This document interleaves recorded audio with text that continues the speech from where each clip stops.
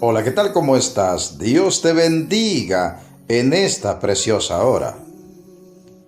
El devocional de hoy se intitula ¿Un nombre blasfemado o un nombre alabado?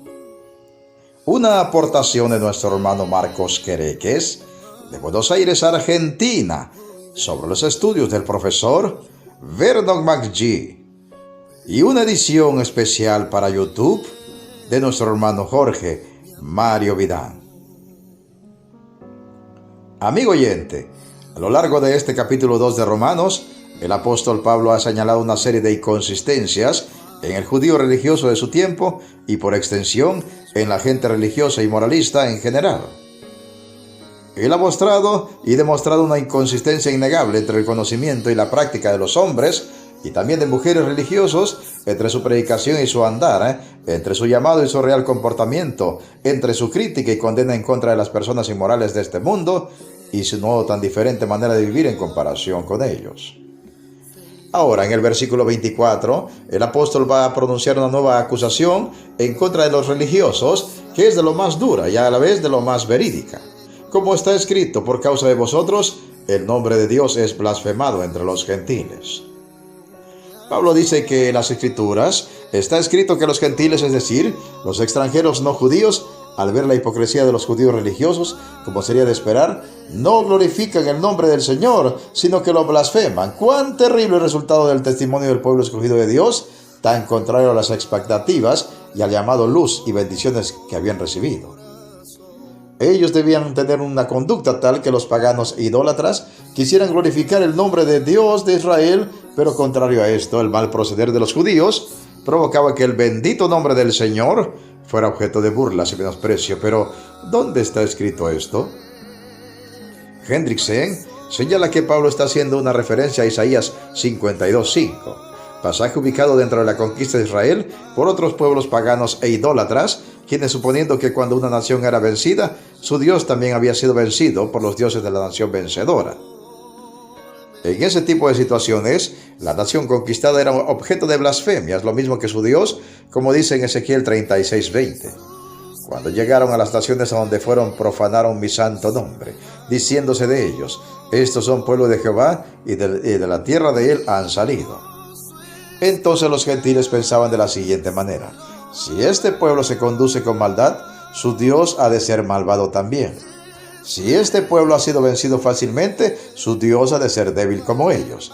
No es extraño, entonces, que el mal proceder de la gente religiosa cree una imagen distorsionada de Dios entre aquellos que se encuentran más desconectados de la religión, y estos crean, al ver el andar de los religiosos, que Dios es alguien que promueve la hipocresía, la doble moral, el fanatismo, las mismas cosas que ellos ven en sus supuestos devotos. No es extraño entonces que estos que se encuentran más alejados de la religión incluso lleguen a hacer burla e insulten al mismo Dios. Usted puede notar que gran parte de la blasfemia en el día de hoy en contra del Señor proviene de la maldad de los hombres impíos. Pero también puede notar que gran parte de esa blasfemia entre los malvados es estimulada por la falsa piedad de personas religiosas. Clark señala algunos ejemplos de cómo los mismos rabinos judíos enseñaban al pueblo a proceder de manera hipócrita. En Devarim Rabbah se dice, los gobernantes destruyen la influencia de sus propias palabras entre el pueblo, y esto se hace cuando un rabino sentado y enseñando en la academia dice, no tomes usura, y él mismo la toma, no cometas violación, y él mismo la comete, no robes, y él mismo roba. Que eran sumamente laxos en su moral, lo prueba el siguiente hecho. Rabí Yai dijo, si un hombre ve que sus malas propensiones puede prevalecer contra él, que vaya a algún lugar donde no sea conocido y que se ponga ropa negra y cubra su cabeza con un velo negro, y entonces que haga lo que quiera para que el nombre de Dios no sea profanado públicamente. Así que la solución para esta gente religiosa era simplemente que si uno pecaba, nadie supiera que uno era devoto de Dios. Cualquier diferencia con nuestros días no es pura coincidencia. Juan Calvino también comenta sobre Romanos 2:24.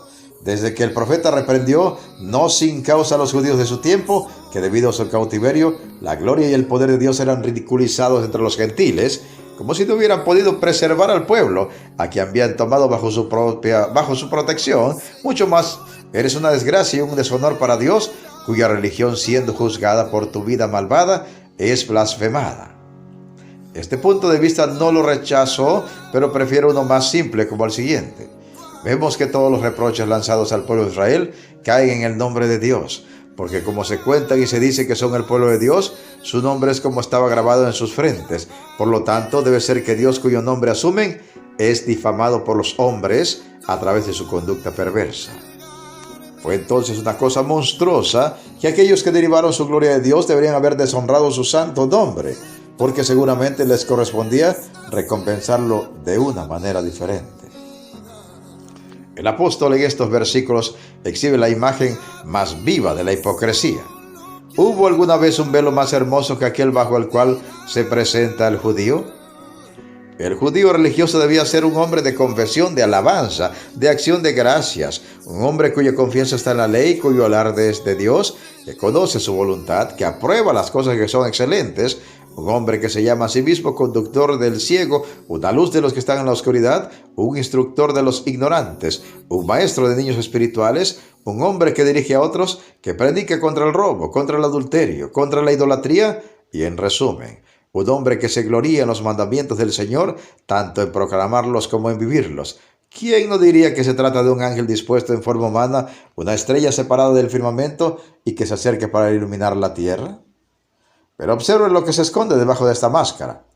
Es un hombre que no es practicante de la ley del Señor, sino que es un ladrón, un adúltero, una persona sacrílega. En una palabra, un hombre malvado que continuamente deshonra a Dios por la transgresión de su ley. ¿Es posible imaginar un contraste más monstruoso que entre estas apariencias justas y esta horrible realidad?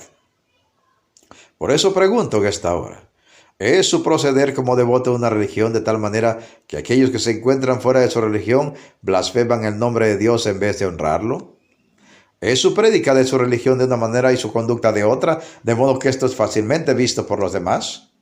Deje usted la religión de obras muertas, no importa cuán significativa haya sido su religión hasta ahora, y venga Cristo el Salvador, quien tiene poder no solo para salvar su alma del pecado y todas sus consecuencias eternas, sino también para liberarlo de su poder sobre su vida. Entonces usted no tendrá que ser un religioso poco sincero como hay tantos, sino un verdadero hijo de Dios, un hijo de Dios por la fe en Cristo y un hijo de Dios en su mente, deseos, pensamientos y proceder por la renovación que se produce en nosotros cuando venimos a Cristo el Salvador. ¿Continuará siendo un religioso poco sincero? ¿O será un verdadero hijo de Dios por la fe y por la conducta evidente de Cristo que todos podrán ver en su vida cuando venga a morar en su corazón? ¿Su vida traerá deshonra al nombre del Señor o le traerá honra y gloria entre los hombres? Meditemos y reflexionemos en la preciosa palabra de Dios y pongamos toda nuestra fe y todas nuestras obras en el Señor Jesucristo. Se despide de ustedes un siervo de Cristo y servidor de todos, Pedro Navarro Cartagena, desde los estudios de grabación de la Iglesia Cristiana, La Viña de Jesucristo, ubicada en Progreso, Yucatán, México. ¿Y sabes qué? La mejor noticia, Cristo viene pronto. Preparémonos para volver a casa. Amén, amén y amén.